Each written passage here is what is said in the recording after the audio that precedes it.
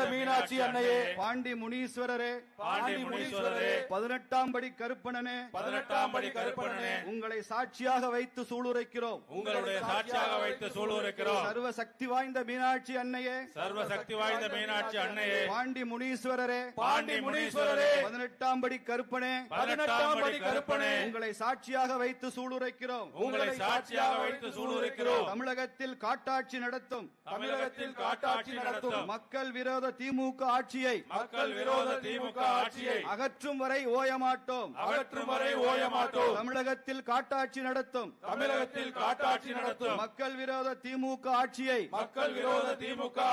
அகற்றும் வரை ஓயமாட்டோம். 2026 சட்டமன்ற தேர்தலில் திமுகவிற்கும் அதன் கூட்டணி கட்சிகளுக்கும் அரசியல் ஓய்வு கொடுத்து